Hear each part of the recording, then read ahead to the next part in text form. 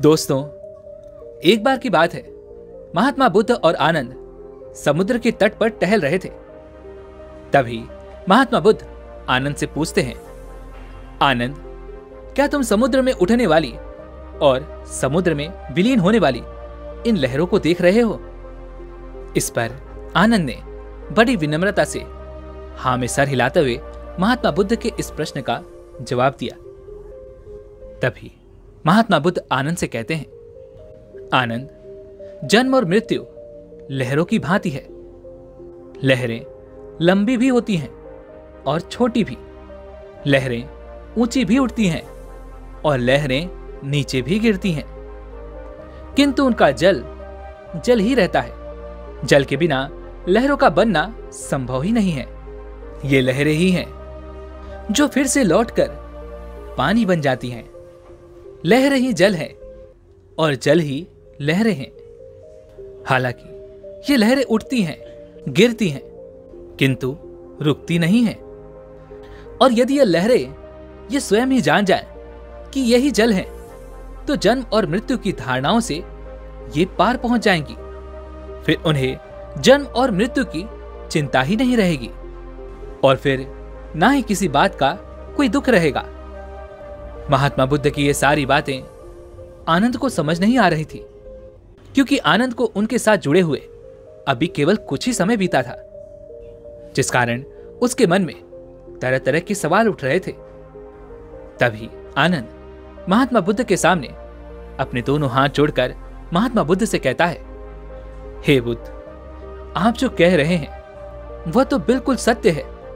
यह सुनने में तो मुझे अच्छी तरह समझ में आ रहा है कि जीवन और मरण इन लहरों की भांति होता है, लेकिन इस भाव को आत्मसात कैसे किया जाए? इसे पूरी तरह से कैसे समझा जाए? हम इसे कैसे समझें ताकि हमारा मन इस बात को स्वीकार कर सके और हमारे जीवन से वो सारे कष्ट दूर हो जाएं? आपने जो कुछ भी कहा उससे मेरा मस्तिष्क तो शांत हो चुका है, लेकिन मेरा मन ये मानने के लिए तैयार ही नहीं। मेरा मन शांत ही नहीं होना चाहता। आप ही बताइए, आखिर मैं किस प्रकार अपने मन को शांत करूं और इसे कैसे समझाऊं? इस पर महात्मा बुद्ध बड़े ही शांत स्वर में आनंद से कहते हैं, आनंद, हमारा मन 18 अंशों से बना हुआ है। इन 18 अंशों के बिना हमारे मन की कोई भी स्वतंत्र सत्ता नहीं होती।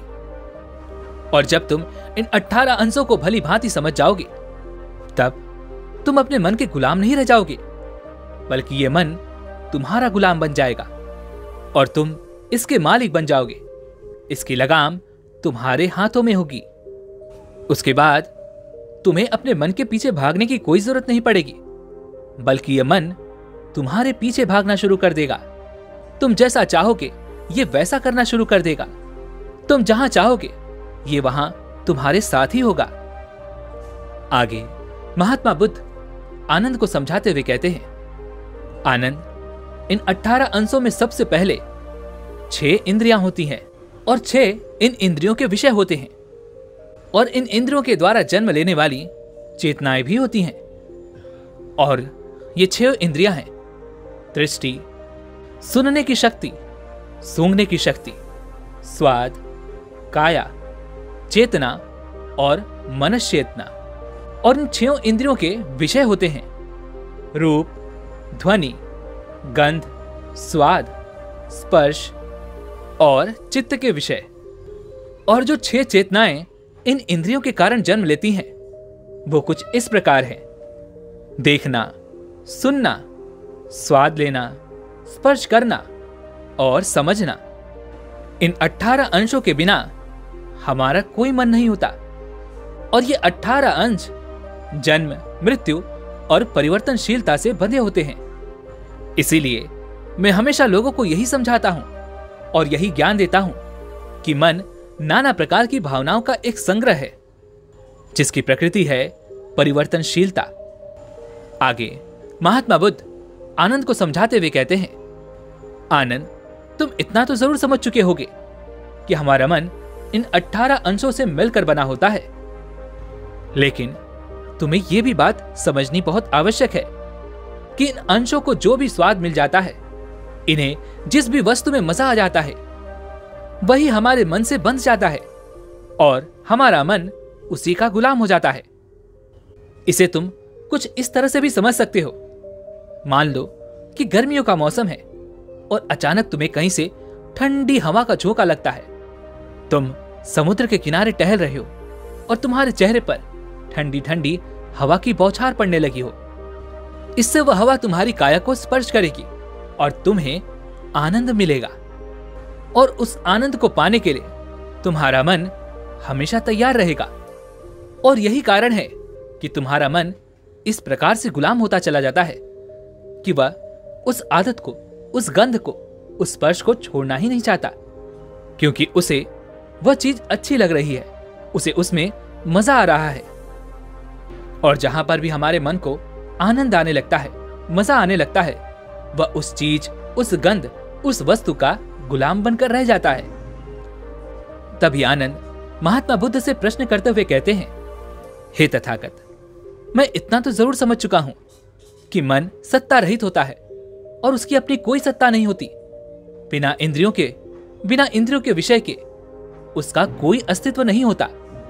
लेकिन मेरा एक प्रश्न है कि क्या वास्तव में हमारा मन होता भी है या नहीं, या फिर यह हमारी एक कल्पना है, यह हमारी एक भ्रांति है। आनंद का यह प्रश्न सुनकर महात्मा बुद्ध मुस्कुराने लगे और आनंद से कहते हैं, भंते, तुम्हें उस मेज पर पानी की वह भरी हुई प्याली नजर आ रही है या नहीं?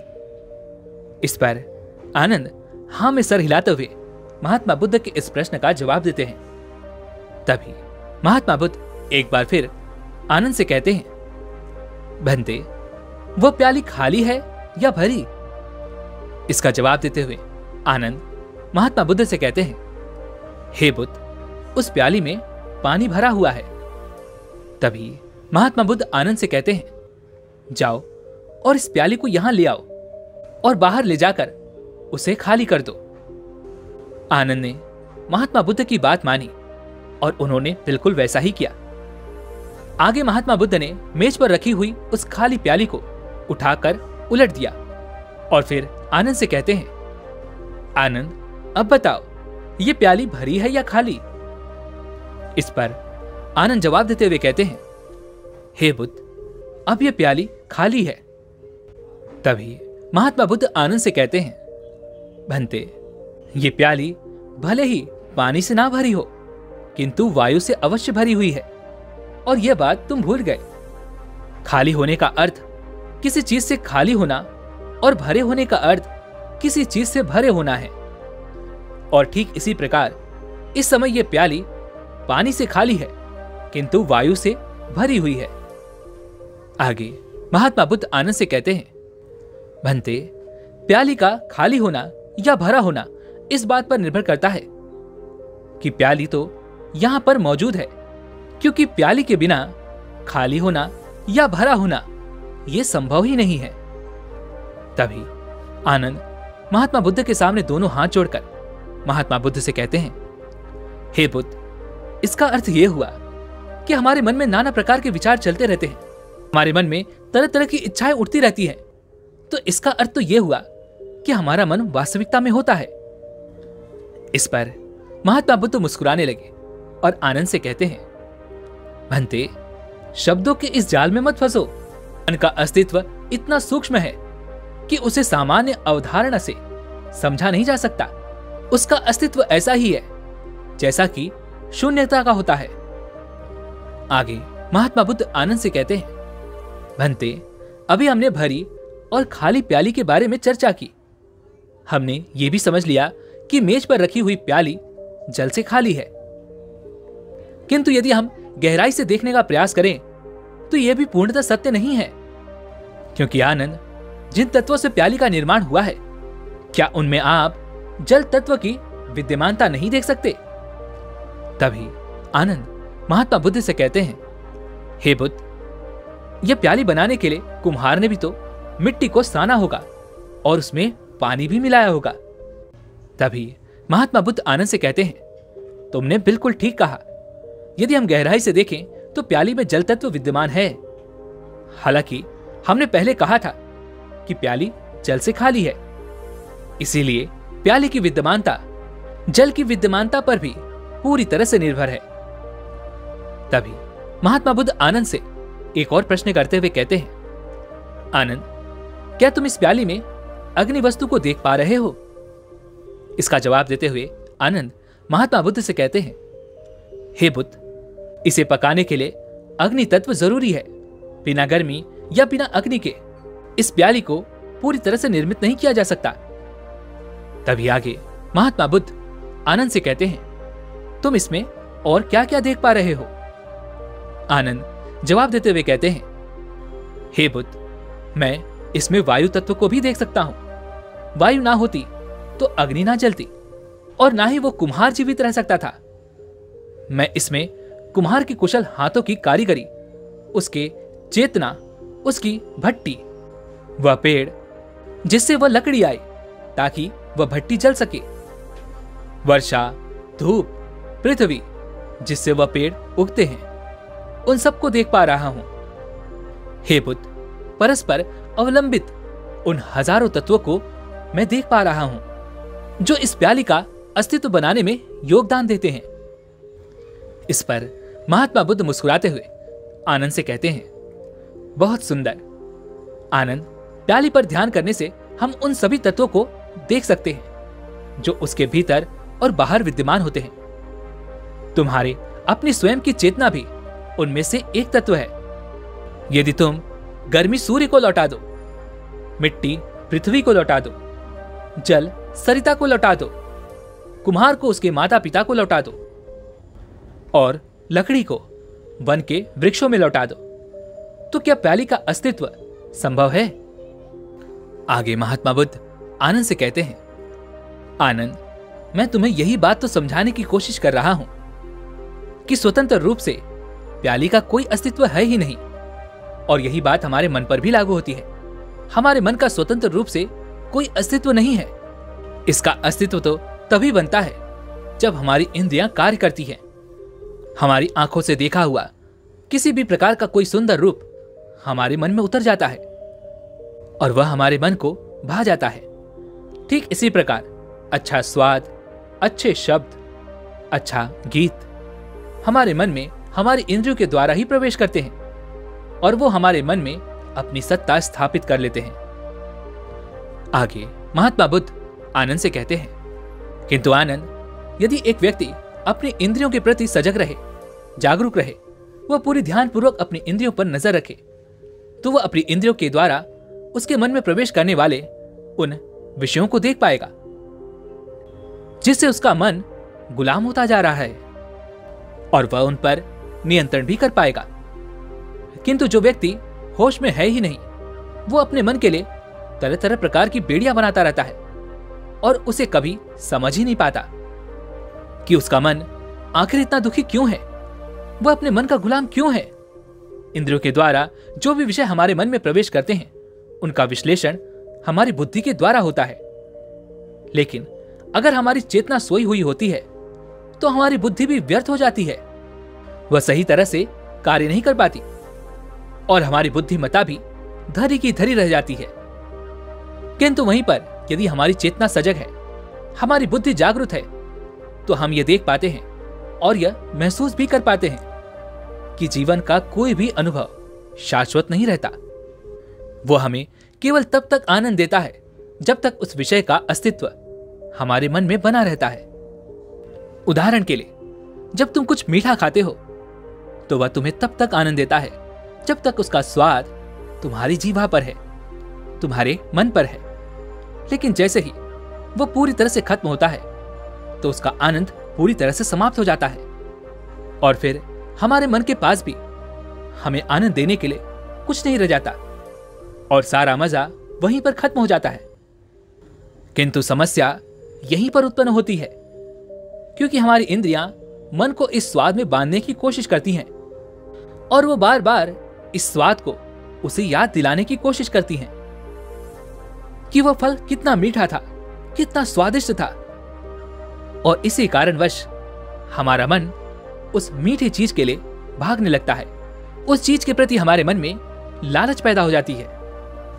किंतु यहीं पर यदि कोई व्यक्ति सजग है, यदि वह अपनी चेतना से काम लेता है, तो वह समझ जाएगा कि उसका अस्तित्व हमेशा नहीं रहने वाला। उसे अभी नहीं तो बाद में मिटना ही होगा, उसे शून्यता में जाना ही होगा। और यहीं पर हम में से अधिकांश लोग गलतियां कर बैठते हैं। हम में से अधिकांश लोग अपनी इंद्रियों के इसी विषय में बंद कर रह जाते हैं और वह हमेशा इन इंद्रियों के विषय का गुलाम बनकर रह जाते हैं। लेकिन जब एक बार मन इन इंद्रियों के विषय से आजाद हो जाता है, तो उस मन की कोई सत्ता नहीं रहती। उसके बाद हमारी इंद्रियां सिर्फ अपना कार्य करेंगी, क्योंकि हमारी बुद्धि हमारी इंद्रियों के ऊपर उसका मालिक बनकर बैठी हुई है और वह उनसे वो सारे कार्य करवा रही है जिनके वो काबिल हैं, जिनके लिए वो बने हैं। आगे महात्मा बुद्ध आनंद से कहते हैं, भंते, खाने का अर्थ यह है कि एक बार अगर हमारा मन मिट जाता है तो हमारी इंद्रियां सत्य की अनुभूति करती हैं। वो किसी विषय में प्रभावित होकर उसे भ्रांत दृष्टि से नहीं देखती, बल्कि वह उसे वास्तविक रूप में देख पाती हैं और उसी प्रकार उसे महसूस भी कर पाती हैं, जिस प्रकार उसका अपना स्वरूप है, अपना अस्तित्व है। उदाहरण के लिए, जब तुम कोई मीठा फल खाते हो तो एक बार जब तुम्हारी जीवा उस स्वाद को चख लेती है, तो उसके बाद जब भी तुम किसी दूसरे फल को चखोगे तो तुम्हारी इंद्रियां उस स्वाद को तुम्हें याद दिलाएंगी। लेकिन ऐसा जरूरी नहीं कि हर फल उतना ही मीठा हो, और इसीलिए हमारी दृष्टि उस स्वाद की वजह से बढ़ जाती है और वह भटक जाती है, और इसी कारण वह सभी को उस स्वरूप में देख नहीं पाती। ठीक इसी प्रकार जब कोई व्यक्ति काम वासना में लिप्त होकर अपने सुख को भोग लेता है, तो एक बार जो आनंद उसने लिया है वह बार बार उस आनंद को लेने की कोशिश करता है, और वह हर बार अलग अलग इंसान के साथ वही सुख भोगना चाहता है जो उसने पहले हासिल किया था, और इसी कारण वह काम वासना के चक्र में फंसता चला जाता है। क्योंकि एक बार जो उसकी इंद्रियों ने सुख भोगा है, जो आनंद प्राप्त किया है, उन्हें वही सुख चाहिए, वही आनंद चाहिए, क्योंकि वही सुख और आनंद उनके मन में स्थापित हो चुका है, और वही सुख और आनंद पाने के लिए उनका मन उसे दर दर भटकाने की कोशिश करता है। आगे महात्मा बुद्ध आनंद को संबोधित करते हुए कहते हैं, भंते, क्या तुमने कभी किसी भिक्षु का जीवन देखा है? उसका जीवन कितना साधारण सा होता है। वो साधारण खाना खाता है, साधारण बिस्तर पर सोता है, और यदि उसे बिस्तर ना मिले तो वह जमीन पर भी सोने में हिचकिचाता नहीं है। ना ही उसे कोई राजभोग चाहिए और ना ही उसे किसी प्रकार का कोई आनंद चाहिए। वो हर प्रकार की विषय वस्तु से हमेशा बचा रहता है, और इसी कारण एक भिक्षु ध्यान में गहरा उतर सकता है। उसके लिए ध्यान करना बहुत आसान हो जाता है, और वह ध्यान की उन गहराइयों को महसूस कर पाता है, और वह ध्यान की उस परम आनंद स्थिति को प्राप्त करने में भी सक्षम हो जाता है, क्योंकि वह कभी किसी विषय वस्तु से जुड़ नहीं पाता, और ना ही उसका आनंद लेने के लिए उसके मन में किसी प्रकार की लालसा या इच्छा होती है।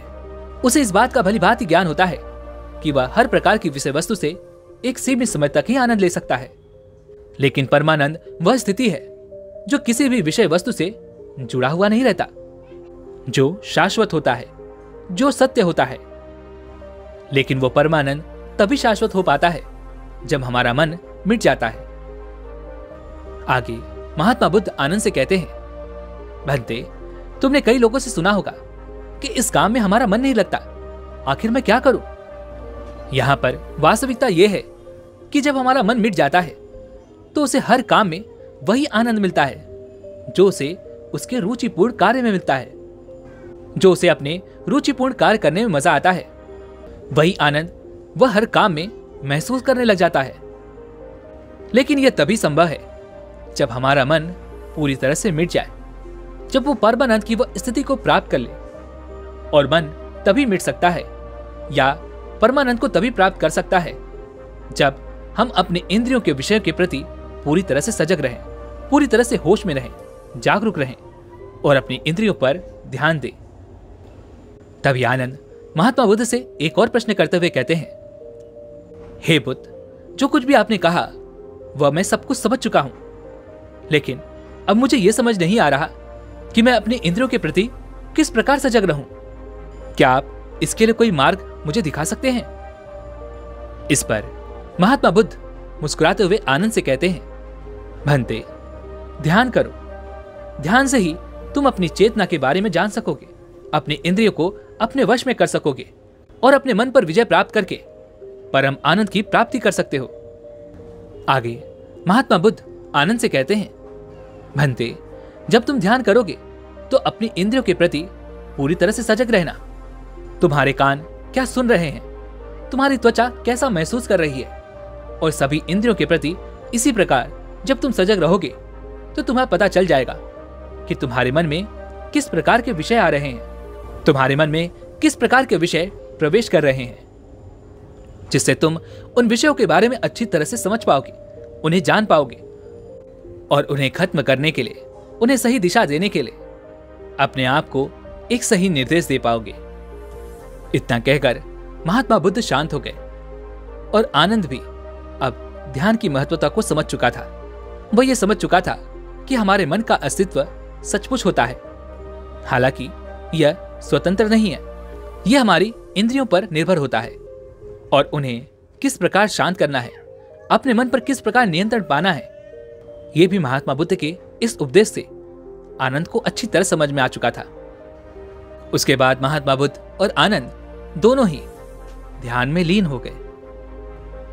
दोस्तों, उम्मीद है कि आपको आज की इस वीडियो से जरूर कुछ न कुछ सीखने को मिला होगा।